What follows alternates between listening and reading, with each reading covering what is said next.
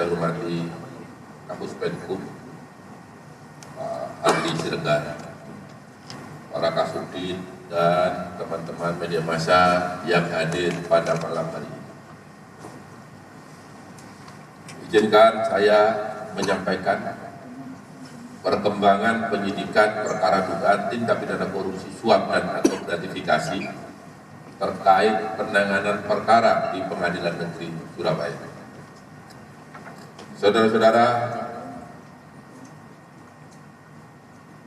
teman-teman jurnalis yang saya hormati, bahwa perkembangan penyidikan perkara tindak pidana korupsi suap dan atau gratifikasi terkait penanganan perkara tindak pidana umum di Pengadilan Negeri Surabaya atas nama saat itu terdakwa Tanur, berdasarkan surat perintah penyidikan nomor Prin 54 tanggal 4 Oktober 2024, dan pada hari ini Selasa tanggal 14 Januari 2025, tim penyidik Jaksa Agung Muda Tindak Pidana Khusus telah melakukan penangkapan di Kota Palembang terhadap RS, yaitu Hakim Tinggi pada Pengadilan Tinggi Palembang dan mantan Ketua Pengadilan Negeri Surabaya yang diduga melakukan tindak pidana korupsi, yaitu suap dan atau gratifikasi terkait penanganan perkara tindak pidana umum di Pengadilan Negeri Surabaya atas nama Ronald Tanur. Dalam perkara ini, Ronald Tanur telah dibebaskan oleh Majelis Hakim Pengadilan Negeri Surabaya, yaitu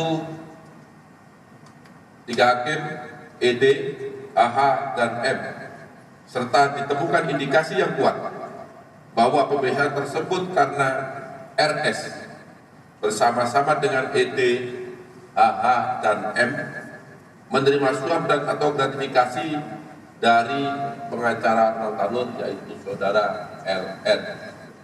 Tentunya kawan-kawan kita tahu semua, untuk menyingkat saja saya pakai inisial. Adapun kronologis perbuatan RS tersebut adalah sebagai berikut. Tersangka LR awalnya meminta kepada YN agar diperkenalkan kepada RS yang saat itu menjabat sebagai Ketua Pengadilan Negeri Surabaya dengan maksud untuk memilih majelis hakim yang akan menyidangkan Ronald Tanur. Selanjutnya pada tanggal 4 Maret 2024, tersangka YN yang diperiksa dalam perkara tersendiri menghubungi RS melalui pesan WhatsApp yang berisi tersangka YN menyampaikan bahwa tersangka LR akan menemui RS di Pengadilan Negeri Surabaya, dan pada hari yang sama tersangka LR datang ke Pengadilan Negeri Surabaya untuk bertemu dengan RS dan diterima oleh RS di ruang kerjanya. Di dalam pertemuan tersebut, LR meminta dan memastikan nama hakim yang akan menyidangkan perkara Ronald Tanur, yang kemudian dijawab oleh RS bahwa hakim yang akan menyidangkan perkara Ronald Tanur adalah ED, M, dan AH. Jadi langsung dijawab saat itu. Kemudian setelah bertemu dengan RS, tersangka LR menemui ED di lantai 5 Gedung Pengadilan Negeri Surabaya. Selanjutnya tersangka LR mengatakan bahwa dia mengetahui nama tersangka ED, kemudian HH, M karena tersangka LR sudah pernah bertemu dengan tersangka H dan tersangka M untuk membicarakan terkait dengan penetapan majelis hakim yang akan menangani perkara Ronald Tanur. Beberapa waktu kemudian, LR menemui kembali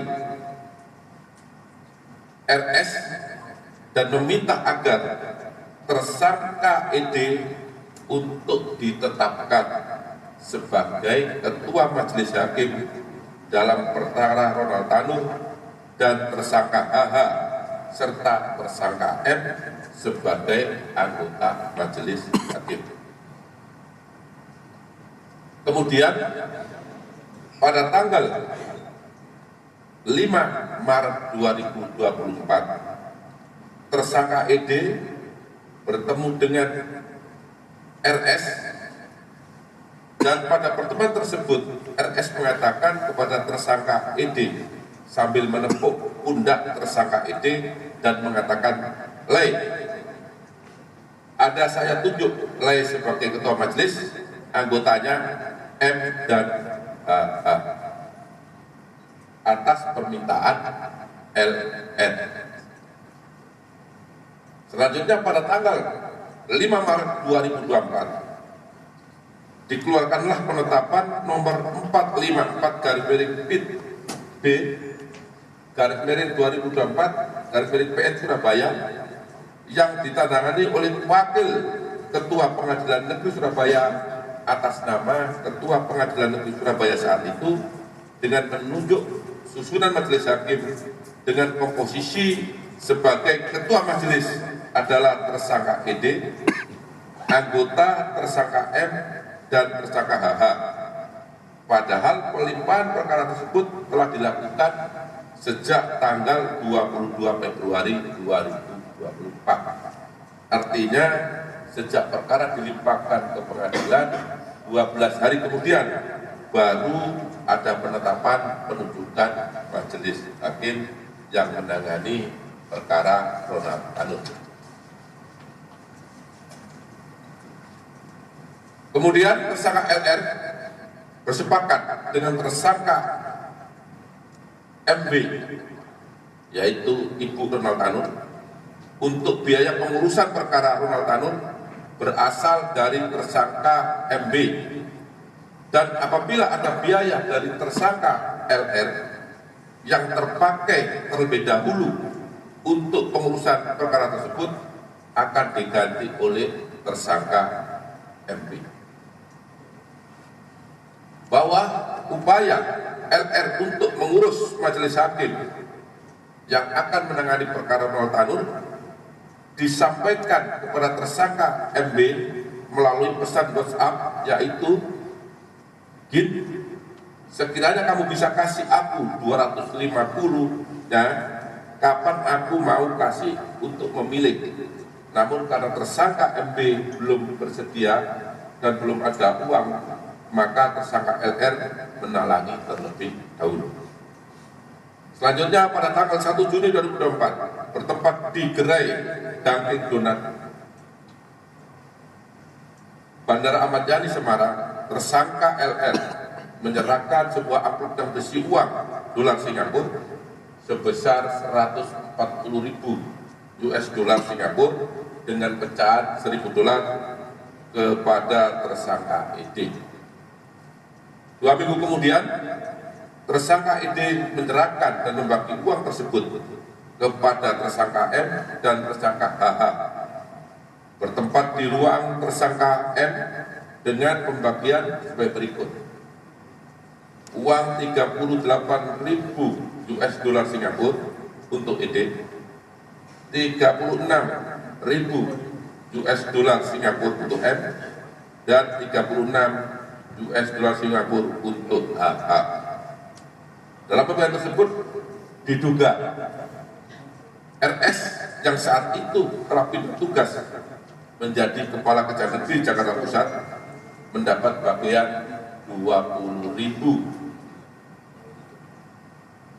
ya, yang saat itu menjabat sebagai Ketua Pengadilan Negeri Jakarta Pusat diduga mendapatkan bagian 20.000 dolar Singapura melalui tersangka ED dan yang langsung diberikan oleh Lisa sebesar 43.000 dolar Singapura.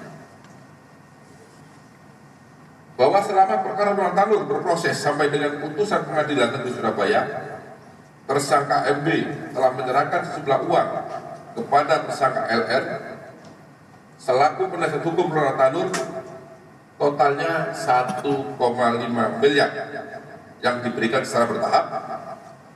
Selain itu, LR juga menangani terlebih dahulu sebagai biaya penggunaan perkara tersebut sampai dengan putusan Pengadilan Negeri Surabaya sekitar 2 miliar rupiah, sehingga seluruhnya berjumlah sekitar 3,5 miliar rupiah.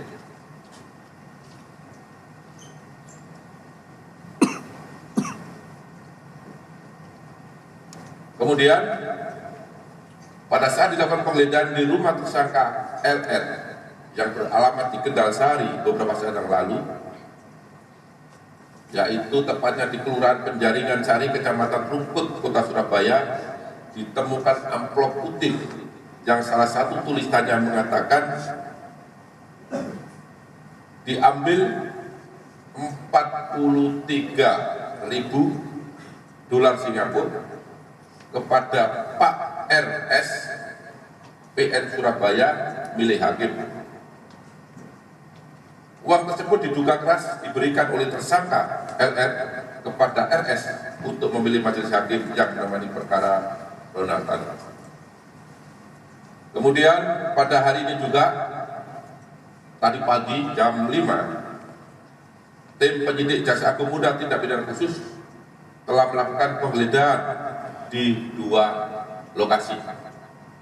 Yang pertama di rumah RS di Jalan Cempaka Putih Barat 19A RT 7 RW 12 Cempaka Putih, Jakarta Pusat. Yang kedua di tempat tinggal RS di Jalan Aryo Dila 4 nomor 16 Ilir D3 Kecamatan Ilir Timur, Kota Palembang.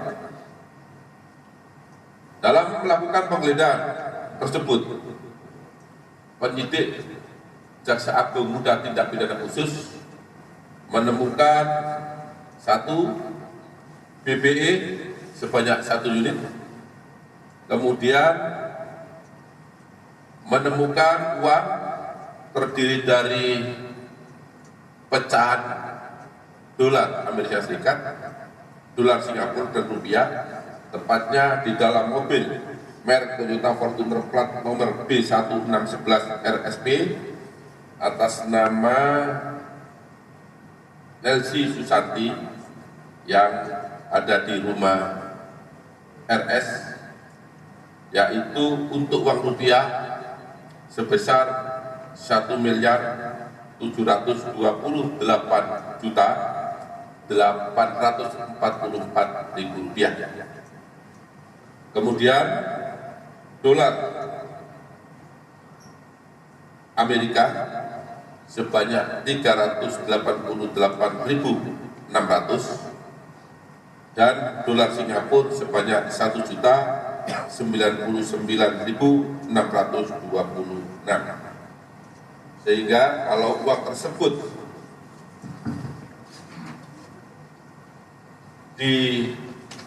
dikonversi menjadi rupiah hari ini kurang lebih sebesar 21.141.956.000 rupiah.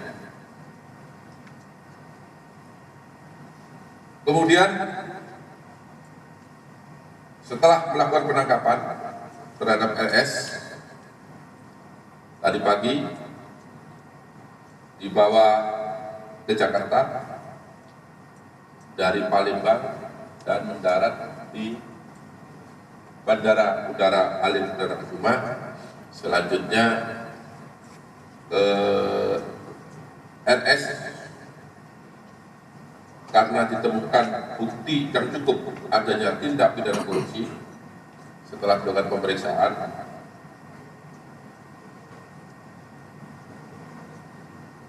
maka RS ditetapkan sebagai tersangka berdasarkan surat perintah penetapan tersangka nomor TAP 01 garis miring F.2 garis miring FD.2 garis miring 01 garis miring 2025 pada hari ini, ya, ditetapkan yang sebagai tersangka. Terhadap tersangka Rudi atau RS dilakukan penahanan rutan selama 20 hari ke depan, ditahan di rutan Salimba, Cabang Kejaksaan Negeri Jakarta Selatan. Selanjutnya, tersangka RS diduga melanggar ketentuan pasal 12 huruf C, junto pasal 12B besar, junto pasal 6 ayat 2, junto pasal 12 huruf A, junto pasal 12 huruf B, junto pasal 5 ayat 2, junto pasal 11, junto pasal 18, Undang-Undang Nomor 31 Tahun 1999 tentang Pemberantasan Tindak Pidana Korupsi sebagaimana diubah dengan Undang-Undang Nomor 20 Tahun 2001, junto pasal 55 ayat 1 ke 1 Kitab Undang-Undang Hukum Pidana. Demikian perkembangan penanganan perkara dugaan tindak pidana korupsi suap dan gratifikasi terkait penanganan perkara Ronald Tanur di Pengadilan Negeri Surabaya yang dapat kami sampaikan. Apabila ada kata-kata yang kurang berkenan, kami mohon maaf. Wabillahi taufiq wal hidayah. Wassalamualaikum warahmatullahi wabarakatuh. Baik rekan-rekan media, barangkali untuk penegasan perlu kami sampaikan bahwa penetapan seseorang menjadi tersangka termasuk yang bersangkutan tentu itu didasarkan pada adanya kecukupan alat bukti bahwa ada bukti permulaan yang cukup, ya, yang bersangkutan turut melakukan tindak pidana sebagaimana dipersangkakan.